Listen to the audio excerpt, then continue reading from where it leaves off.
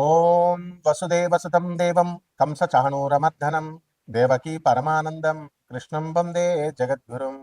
ఓం శ్రీ రాధాకృష్ణాభ్యాం నమ. కృష్ణం వందే జగద్గురుం, అర్జునం వందే జగదేకవీరం. ఇప్పుడు శని వక్రించినటువంటి సమయం జూలై నెల 26, 27వ తేదీల్లో 2026 సంవత్సరంలో శని మరి మీన రాశిలో మనకి వక్రించడం అనేటటువంటిది జరిగింది. ఇది ఎప్పటి వరకు ఉంటుంది ఈ శని వక్రించి అంటే మనకి డిసెంబర్ 10, 11, 2026 సంవత్సరం వరకు ఉంటుంది. మళ్ళీ శని సవ్య దిశలోకి డిసెంబర్ 10, 11వ తేదీల్లోకి వస్తాడు. రఫ్గా కనుక మనం చూసుకున్నట్లయితే 4.5 నెలల సమయం ఈ సైకిల్ అనేటటువంటిది కొనసాగుతూ ఉంటుంది.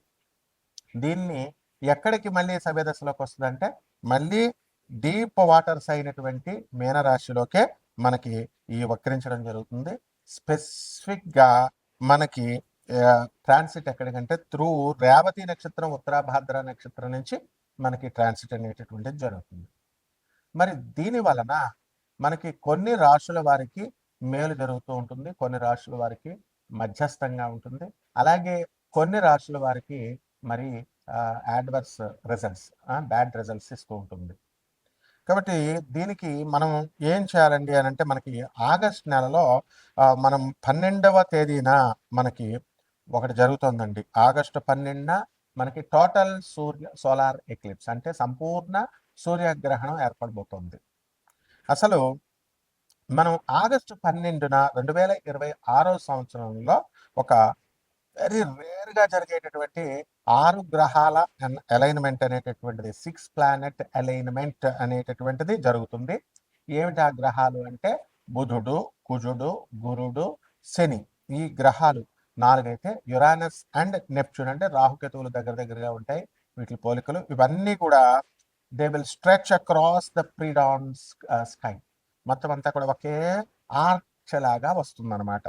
సో దీన్ని మనందరం కూడా నేకెడ్ అయితే చూడొచ్చు మనం ఖగోళంలో, ఆకాశంలో. బెస్ట్ టైం ఏంటంటే ఆగస్టు 12వ తేదీన దగ్గరగా 1 గంట నుంచి గంటన్నర పాటు మనకి ఎవరి ఊర్లో వాళ్ళకి లోకల్ సన్ రైజ్ లొకేషన్ ఏదైతే ఉందో ఆ లోకల్ సన్ రైజ్ టైంలో దానికంటే ముందు గంటన్నర ముందు మనకి ఈ 6 ప్లానెట్ల అలైన్మెంట్ కనబడుతూ ఉంటుంది. అలాగే ఈ యొక్క మనకి ఈ ఆకాశంలో ఈ స్ట్రెచ్ అయినటువంటి ఈ ఆర్క్ ఏమవుతుందంటే morning eastern and north eastern హారిజన్లో ఇది ఏర్పడుతుంది. అలాగే ఈ యొక్క ప్లానెట్ విజిబిలిటీ అనేటటువంటిది అంటే అందరూ చూడొచ్చు అండి దీన్ని అంటే బుధుడు, గురుడు, శని, కుజుడు ఇవి చాలా బ్రైట్గా కనబడతాయి. అండ్ మామూలు కళ్ళతో ఏ విధమైనటువంటి ఎక్విప్మెంట్, ఏ పరికరాలు అవసరం లేకుండా క్లియర్ స్కైస్, ఆకాశాలు కనుక కరెక్ట్గా ఉన్నట్లయితే దాంట్లో మనం చూడొచ్చు. అలాగే ఎయిడెడ్ ఐ ప్లానెట్స్ ఏదో ఒకటి మనం సహాయం తీసుకొని చూడాలి. యురానస్ని, నెప్ట్యూన్ని మనం ఏం చేస్తామంటే ఫెయింట్గా ఉంటాయి కొంచెం అవి, అందువలన బైనాకులర్స్ కానీ అంటే అంత కళావంతంగా ఉండవు అనమాట. బైనాకులర్స్ కానీ లేదా బ్యాక్ యార్డ్ టెలిస్కోప్ని మనం పెట్టుకొని మనం వాటిని స్పాట్ చేయొచ్చు అనమాట. అయితే ఈ రకంగా ఉన్నటువంటి ఈ యొక్క ప్లానెట్స్ అన్నీ కూడా ఆగస్టు 1 నుంచి 17వ తేదీ వరకు కూడా మనకి ఈ రవి ఏం చేస్తాడంటే కర్కాటక రాశిలో ఉంటాడనమాట.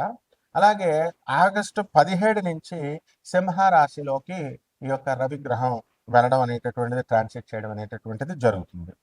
దాని వలన మనకి మేజర్ ఇంపాక్ట్స్ ఏముంటాయండి ఈ శని వక్రించడం వలన అంటే 7.5 జరుగుతుంది కదా ఏలినాటి శని కొన్ని ప్లానెట్స్కి. ఆ 7.5 ఫేజ్ జరుగుతున్నటువంటి వాళ్ళకి ఎవరికి కుంభరాశి, మీనరాశి, తర్వాత మనకి మేషరాశికి జరుగుతుంది. సో వాళ్ళ యొక్క కార్మిక్ ఏవైతే ఉన్నాయో రివరెన్స్, అవన్నీ కూడా కార్మిక్ ఎఫెక్ట్స్ అన్నిటిని కూడా మనము ఇంటెన్సిఫై చేస్తుంది. ఆ తర్వాత మనకి రెస్పాన్సిబిలిటీస్ అని కూడా మనకి బాధ్యతల్ని పెంచుతుంది, కార్మిక రివ్యూస్ని. తర్వాత వీటి యొక్క బాధ్యతల్ని కుంభరాశి వారికి, మీనరాశి వారికి, తర్వాత మేషరాశి వారికి జరుగుతుంది. తర్వాత డయాఫేజ్ అనేటటువంటిది జరుగుతుంది. అదేమిటంటే సింహరాశిలో అండ్ ధనుస్సు రాశి వాళ్ళకి వీళ్ళ యొక్క ఎవరికైతే జరుగుతుందో వాళ్ళందరూ కూడా శనీస్ వాళ్ళ దశలు జరుగుతున్నాయో, సో ఈ యొక్క స్క్రూటినీ జరుగుతుంది, శని స్క్రూటినీ. దానివల్ల ఎక్స్ట్రా కాషన్ ఫైనాన్సెస్లో కానీ, ధన విషయాల్లో, తర్వాత వర్క్ ప్లేస్ చోట స్ట్రెస్, ఇలాంటి విషయాల మీద ఎఫెక్ట్ అనేటటువంటిది పడుతుంది వీటి వల్ల. అలాగే బెనిఫిట్ అయ్యేటటువంటి రాశులు ఏమైనా ఉన్నాయి అంటే మనకి మేషరాశి, వృషభ రాశి, సింహరాశి, తులారాశి, మేనరాశి వారికి అందరికీ కూడా బ్రహ్మాండమైనటువంటి లాభాలు జరుగుతాయి. అలాగే మనకి ప్లానెటరీ ట్రాన్సిట్స్ జరుగుతున్నాయి. అది ఎవరికైతే దీనివల్ల గజకేసరి, గజలక్ష్మి యోగాలు, అలాగే బుధాదిత్య యోగాలు, ఇలాంటి యోగాలు ఎవరికైతే ఉన్నాయో వాళ్ళందరికీ కూడా ఈ యొక్క అన్లాక్ చేసి మొత్తము పాజిటివ్ షిఫ్ట్స్ వచ్చేలాగా వీళ్ళకి చేయడం జరుగుతుంది. ఈ రాశి వాళ్ళందరికీ కూడా ఎవరికైతే బుధాదిత్య యోగాలు, గజకేసరి యోగాలు వచ్చినాయో ఇంకా ఎక్కువ పెంచడం అనేటటువంటిది జరుగుతుంది. కాబట్టి మనము ఈ శని, ఏలినాటి శని అని అనగానే మొత్తం అందరూ కూడా భయపడతా ఉంటారు. అలాగే శని వక్రించినప్పుడు భయపడతా ఉంటారు. కానీ కొన్ని రాశుల వారికి ఏలినాటి శని సమయాల్లో కూడా మనకి ఈ యొక్క శని వక్రించిన సమయాల్లో కూడా మనకి మంచి జరుగుతూ ఉంటుంది. ఇప్పుడు ఈ యొక్క మైనస్ ఇంటూ మైనస్ ప్లస్ అవుతుంది ఫార్ములా.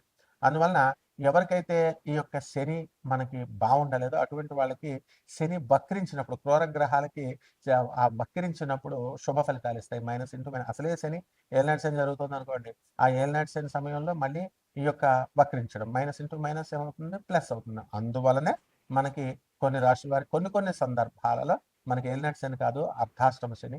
మనకి ఈ యొక్క వృశ్చిక రాశి వారికి అర్ధాష్టమ శని జరుగుతుంది. అలాగే సింహరాశి వారికి అష్టమ శని జరుగుతుంది. సో ఈ రాశుల వారికి అందరికీ కూడా మనకి minus into minus formula apply అయ్యి కొంచెం శుభాలు జరుగుతాయి. కాబట్టి ఇవన్నీ కూడా గోచార రీత్యా మనం చెబుతున్నాము. కోటాను కోట్ల మంది కామన్ ప్లాట్ఫామ్ మీద మీ వ్యక్తిగత జాతకాలలో మీకు ఎవరికైతే ఈ సాఫ్ట్వేర్ ఉద్యోగాలు చేస్తున్నటువంటి వాళ్ళకి ఉద్యోగాలు పోయినాయో లే ఆఫ్ల వల్ల, అటువంటి వాళ్ళకందరికీ మళ్ళీ ఉద్యోగాలు తిరిగి వస్తాయా రావా, వివాహాలు అవుతాయా అవవా, చాలా సంవత్సరాల నుంచి ఫైనాన్సెస్, ఇన్వెస్ట్మెంట్స్ మనం పెట్టుబడి పెట్టి ఉంచాము, అప్పులు ఇచ్చి ఉన్నాము, ఆ అప్పులన్నీ కూడా వస్తాయా రావా, ఇవన్నీ కూడా వ్యక్తిగత జాతకాలను బట్టే చెప్పాలి. కాబట్టి ఇటువంటి వాళ్ళందరూ కూడా కావలసినటువంటి వాళ్ళు మరి అందరూ కూడా మనకి కాంటాక్ట్ చేయొచ్చు. దాని ద్వారా మనం వాళ్ళందరికీ కూడా చెప్పడం జరుగుతుంది. కొన్ని వాళ్ళకి కావాల్సినటువంటి రెమెడీస్ అన్ని కూడా మనం చెప్పడం జరుగుతుంది. మిథున రాశి, ఈ మిథున రాశి వారికి శని వక్రించి మరి ఈ యొక్క ఫేజ్లో మిథున రాశి వారికి మీడియంగా ఉంటుందన్నమాట.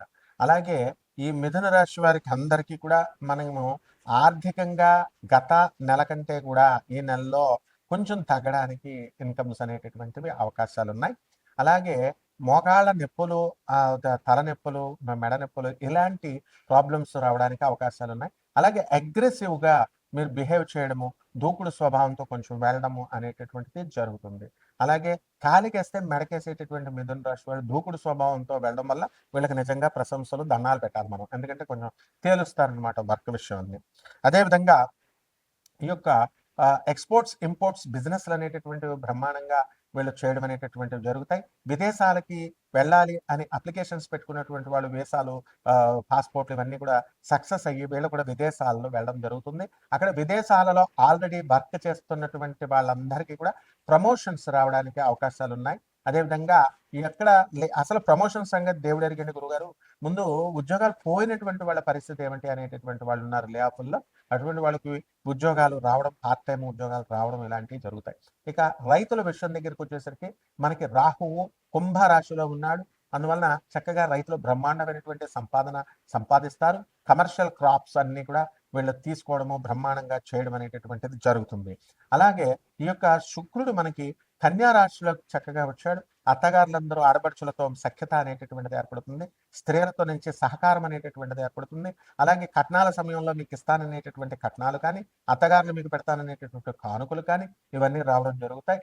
ఇళ్ళును చాలా సంవత్సరాల నుంచి కట్టుకోవాలండి అని అనుకునేటటువంటి వాళ్ళందరూ కూడా మీరు కట్టుకోవడం అనేటటువంటిది జరుగుతుంది. కాబట్టి ఈ రాశి వారందరూ కూడా మనకు మెయిన్గా ఇతరులు కొంచెం ఈర్ష్య అనేటటువంటిది, అసూయ అనేటటువంటిది ఈ రాశి వారికి డెవలప్ అవ్వడానికి అవకాశం ఉంటుంది. ఏదో సరదాగా అంటారనమాట. అయితే నిజంగానే ఈర్ష్య ఉందేమో. మా మా ఆడపడుచు, మా మరదలు అమెరికా వెళ్ళిపోయింది. మా తమ్ముడితో మంచి అదృష్టం చేసుకుంది చక్కగా. అక్కడ ఎంజాయ్ చేస్తుంది లైఫ్‌లో.